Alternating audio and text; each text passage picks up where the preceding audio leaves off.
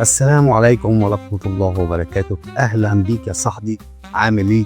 إيه أخبارك؟ يا رب تكون بخير. حلقة النهاردة بعنوان ليوناردو دافنشي. تخيل إنك عايش في عصر قديم مفيهوش طيارات ولا غواصات ولا مراكب عملاقة ولا أسلحة حرب ولا الحاجات دي، لكن فجأة يظهر شخص بيرسم مروحيات، بيصمم آلات متحركة، بيدرس ويشرح جسم الإنسان كأنه عالم في القرن ال21. والصدمة، الشخص ده ولا عالم ولا فيزيائي ولا طبيب، حتى الشخص ده كان رسام اسمه ليوناردو دافنشي، واحد من أعظم العقول اللي عرفها البشر، الفنان اللي سبق زمانه بقرون واللي أفكاره كانت متقدمة لدرجة إنها كانت سرية لمئات السنين. تعالوا نرجع بالزمن كده ونشوف حكايته من ده. سنة 1452 في قرية صغيرة في إيطاليا اسمها بنشي اتولد طفل اسمه ليوناردو دافنشي لأب غني وأم فلاح. بس فين المشكلة؟ كان طفل غير شرعي، وده معناه إنه ما كانش هيقدر يدرس في مدارس النبلاء ولا يدرس في الجامعة، لكن كل ده ما كانش عائق بالنسبة له. بالعكس، كان عنده فضول غير طبيعي، أي حاجة يشوفها لازم يحللها،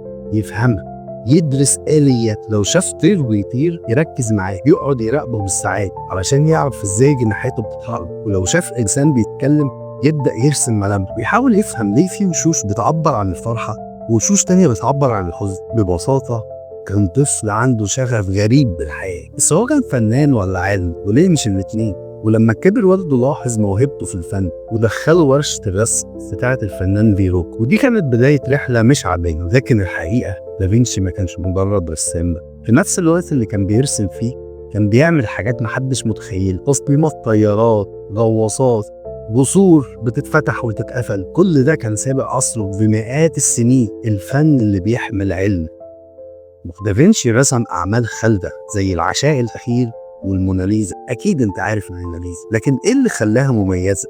العشاء الأخير في اللوحة دي دافنشي ما اكتفاش برسم مشهد دين، لكنه استخدم منظور هندسي عبقري، وزع الشخصيات بطريقة تخليك تحس بالحركة، واهتم بتعبيرات الوشوش كأنك شايف القصة بتحصل قدامك بالظبط. أما الموناليزا، الابتسامة اللي حيرت العالم، هي ابتسامة الموناليزا غامضة، دي كل واحد يشوفها يحس بحاجة مختلفة، لو بصيت عليها من أي مكان تحس إن هي بتبصلك. وده كان إبداع في رسم العين اللي يخليها بزاوية أي حد يبص الموناليزا يحس إن الموناليزا بتشوف. اللي ناس كتير ما تعرفوش إن دافنشي ما كانش مجرد فنان ورسام، كان عالم ومهندس ومخترع. كان عنده دفاتر لرسومات سابق بيها عصر ب 300 أو 400 سنة على الأقل، رسومات للطيران، حلم الإنسان الأول. دافنشي درس أجنحة الطيور، رسم تصميمات لأول آلة طيران، وكان مقتنع إن الإنسان ممكن يطير زيه. أما بقى بالنسبة للتشريح، عندما دخل الفن في قلبه، دافنشي كان عنده هوس غريب بجسم الإنسان. كان بيحضر عمليات تشريح سردية ويرسم أدق التفاصيل اللي محدش كان بيهتم بيها زمان. كان بيشرح الجثث في السر عشان يفهم تشريح العضلات والعظم، ورسم أدق رسومات لتشريح جسم الإنسان. رسوماته كانت متقدمة